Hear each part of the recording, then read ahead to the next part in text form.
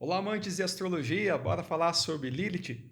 Um dos posicionamentos mais impactantes, segundo a minha opinião, dentro do nosso mapa astrológico, vai falar sobre um karma, algo que está sendo tão difícil, mas tão difícil por nós, para ser trabalhado, né, para ser de alguma forma preenchido em nossas vidas, que a gente está com aquilo que eu singelamente chamo de arrolamento de dívida kármica. Isso representa que o posicionamento de Lilith dentro do nosso mapa astrológico vai trazer uma área, um setor da nossa vida que nós já estamos lutando há algumas encarnações para que nós possamos vencer, traduzir isso em boa-aventurança em nossas vidas, traduzir isso em algo que nós precisamos resolver em nossas vidas, que a gente não está conseguindo resolver. O assunto de Lilith é tão intenso, é tão impactante, que ele gera em nós os conflitos da nossa vida. Tudo aquilo que de alguma forma para você te traz o contato com a raiva, com a insubmissão, com a insubordinação, com o sentimento de revolta, com o sentimento de ser abusado por alguém, com certeza tem uma correlação com os assuntos de Lilith dentro do teu mapa astrológico. Claro que a energia de Lilith ela vai ser travestida, né, pela energia de um signo. Isso vai fazer um apontamento de como que isso vai se dar na sua vida, em que área, em que setor da sua vida, especificamente quando nós olharmos para as casas astrológicas, onde a Lilith está posicionada. Por isso, precisamos desse primeiro entendimento. Quando a gente vai falar de Lilith, eu tenho que falar um pouquinho do mito de Lilith dentro do judaísmo. Lá na Torá, nós vamos ouvir falar de Lilith pela primeira vez, e ela é, então, dentro desse mito, a primeira esposa de Adão. Mas, espera aí, a primeira esposa de Adão não é Eva? Então, quando nós vamos estudar dentro da mitologia, né, de Lilith, lá na Torá, ela é, então, a manifestação da primeira esposa de Adão. Ela é feita do mesmo barro de Adão. E ela vem personificando dentro deste mito, deixo bem claro, né, a palavra mito nessa história toda, porque é uma metáfora, né, que a gente está vivendo de causos, de contos, da história da humanidade que foi sendo contada nessa tradição da oralidade, né, de boca para ouvido, isso foi sendo ensinado. Então ela é a manifestação do feminino, da manifestação do anjo caído na Terra. Na minha interpretação, os anjos, quando vieram para a manifestação, saindo do divino e adentrando ao mundo da matéria, existe então a bipartição, então vai haver a divisão do sexo do anjo, em que Adão assumiria a postura do masculino e todas as virtudes que o masculino se faz. Então ele é mais forte, né? Ele é responsável pela proteção. Lá nos estudos mais antigos, né, da própria manifestação do masculino, lá do homem das cavernas, ele é responsável então pela caça, pela pesca, por ir atrás do alimento, por sair de casa para todas essas questões, assim como a gente vai vendo dentro da própria constelação familiar, os próprios atributos do masculino. E então a Lilith ela assume todas as atribuições do feminino, da mulher, da mãe, aquela que espera, aquela que tem a paciência, aquela que tem as questões emocionais mais afetadas até pelo próprio ciclo feminino. A Lilith é aquela que vai ter, então, de acordo com a própria manifestação do feminino, a questão do útero, do abrigar a vida, do sangrar todos os meses, as questões ligadas à menstruação, as questões ligadas ao feminino, de todo o sentimento que o feminino tem. E então, quando nós começamos a estudar Lilith, a gente começa a perceber que quando existe essa questão da dualidade, da divisão, quando eles eram um só, ou seja, um ser andrógeno, ao se bipartirem, as atribuições que Lilith fica do feminino gera para ela, num primeiro grande aspecto, gera para ela saudades. Saudades de quando era uma coisa só. Saudades daquele ser andrógeno, pleno, integrado e integral, na polaridade do masculino e do feminino sendo uma coisa só. Num primeiro aspecto, então, Lilith vai traduzir para a gente uma falta, um vazio que nós sentimos. É mais do que uma saudade, é como se em algum lugar estivesse uma metade nossa, algo que me completa, algo que me complementa. Essa falta que Lilith tem, ela é tão grande que ela também é manifestada no seu exílio, porque Lilith ela começa a se revoltar das questões do feminino. Lilith poderia ser perfeitamente a mãe do feminismo. E é claro que a gente está falando da energia feminina. Todos nós, tanto homem quanto mulher, tem energia de masculino e energia de feminino, então todos nós manifestamos a energia do nosso feminino. E Lilith ela vai representar então o feminino que de alguma forma está machucado, está ferido. Ela não aceita a incumbência de ser o feminino, de ser daquela forma. Ela sente falta então de ser o masculino, ela sente falta da outra metade que ficou com Adão. Dentro dessa manifestação, então, eles vivendo no Éden, no paraíso, Lilith começa a se revoltar. Então ela começa a ficar impaciente, enquanto que uma das grandes virtudes do feminino é justamente ser paciente.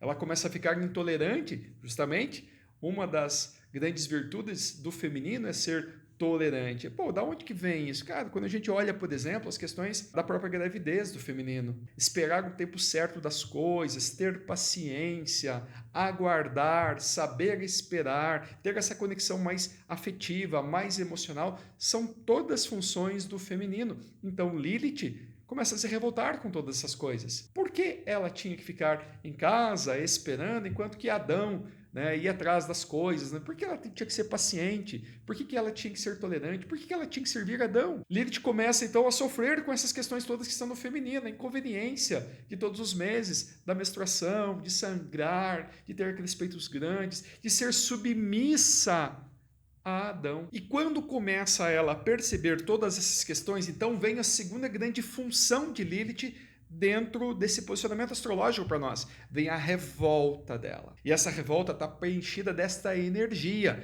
insubmissão, insubordinação, essa coisa de ser controlada pelo masculino, e aí o masculino do outro. Eu com o meu feminino é a pessoa que está interagindo comigo, o masculino dela me agredindo, indiferente de ser um homem ou ser uma mulher. Lilith, então, ela começa a se sentir agredida por esse masculino. E então, revoltada que ela fica com o seu posicionamento, com o que ela tem que fazer. Então, com a própria questão do feminino, dentro da mitologia, ela pronuncia a palavra impronunciável. Revoltada com Deus, ela pronuncia o seu nome em vão. Então ela é expulsa do paraíso, vai para o vale das sombras e se transforma numa entidade um tanto quanto diabólica, maléfica, que assume um lado negro, um lado desvirtuado, acaba se casando com um demônio. E dentro de algumas linhas astrológicas você vai ouvir dizer que ela é a representação da sexualidade ferida, onde ela representa as entidades que quando nas projeções astral que nós fazemos, quando vamos para o sonho e nosso espírito projeta-se para o astral, ela vem nos assediar nas formas de íncubos e súcubos. Então ela representa essa coisa da sexualidade muito intensa, da sexualidade que busca de alguma forma trazer esse desvirtuar da nossa essência anímica. Fala assim que ela vai atentar a Adão em sonhos, se manifestando através da forma mais glamurosa possível para Adão, no corpo escultural perfeito, na mulher sedutora.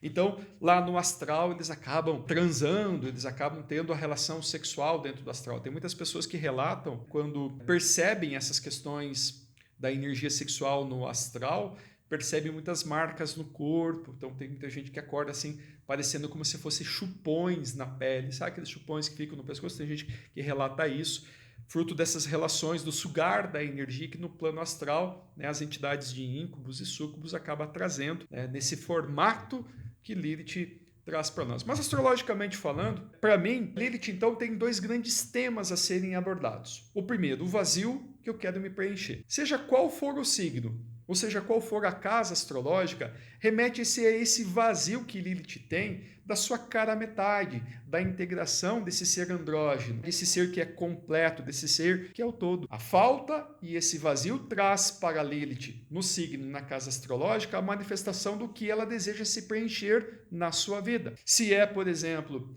uma casa 10 ou Capricórnio, que Lilith está posicionado aí no seu mapa, tem toda a correlação ligada à carreira, à profissão, assuntos capricornianos de casa 10, né? Ou a relação ligada à paz, questões ligadas a autoridades, a governos ou a governantes, a país, a pessoas de poder e de autoridade que representam, né, os assuntos ligados a Capricórnio, as questões ligadas a um certo tipo de frieza que é necessário ter, assunto capricorniano, para que você possa conduzir a sua vida, questões ligadas à própria carreira, a própria profissão. Dentro desse exemplo, o vazio se dá nessa área, nesse setor, mas aí vem o outro lado de Lilith, que é o lado da revolta, da insubmissão, da insubordinação, que vai representar, entre tantas coisas, uma luta, uma briga, uma inconveniência, um sentimento de se sentir agredido pelo outro, por aquilo que propicia. Se em hipótese está lá em Capricórnio ou na casa 10, está conectado às autoridades, aos pais, ou todo mundo que tem poder sobre a vida dessa pessoa, aos governos, ou aos chefes, né? Seja o chefe da empresa ou da organização, mas os chefes públicos, o prefeito, o presidente, ou aquela pessoa que de alguma forma demanda algum tipo de poder sobre a vida de quem tem esse posicionamento,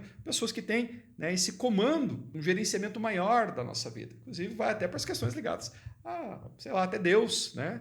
Aquele ser todo-poderoso, todo mundo que tem poder sobre a minha vida. Então vem essa revolta, essa insubmissão, essa insubordinação. Tipo assim, eu não gosto que me mandem, não gosto que me obriguem a fazer coisas que eu não desejo, eu não queria estar nesse local, nesse posicionamento. Então Lilith se manifesta com toda essa revolta. Quando a gente soma essas duas questões, nós vemos no posicionamento de Lilith no mapa astrológico, aquilo que o indivíduo veio para se trabalhar de forma profunda, questões da sua alma, questões que aprisionou o nativo desse posicionamento em vidas passadas, em coisas que para ele foram muito difíceis de serem lidadas, foram muito severas, tão difíceis, tão complexas, que a alma vem para esse processo reencarnatório cheio de ranhuras, cheio de dificuldades. Por isso esse é um dos posicionamentos mais difíceis da gente se trabalhar ao longo da nossa encarnação. Por falar de questões do arrolamento das dívidas das vidas passadas, sempre são assuntos complexos, sempre são assuntos difíceis. Por isso estudar Lilith, ter o conhecimento dela sobre a influência que ela tem sobre a nossa vida é altamente reveladora e eu poderia assim dizer altamente libertadora, porque a gente vai descobrir em nós a fonte da nossa revolta, a fonte daquilo que nos desconcerta, a fonte daquilo que deixa a nós um estado de agressividade e que na interação com a vida, com as pessoas e tudo aquilo que está integrado no signo e na casa astrológica que Lilith está posicionado, aquilo que para mim gera essa inconveniência sobre o que eu sinto na relação com as pessoas, com os indivíduos, com as coisas, com esse setor da nossa vida. Então segue aí a sequência de vídeos falando sobre o posicionamento de Lilith nas casas astrológicas, nos signos, para nós entendermos essa manifestação sobre a nossa vida, sobre a vida dos nossos consulentes, dos nossos pacientes, para que a gente possa traduzir isso para eles, como eles terão que, de alguma forma mais madura, entendendo esse posicionamento, lidar com a sua vida com maior maestria. Nos vemos então no próximo vídeo falando sobre Lilith nas casas e nos signos. Até lá!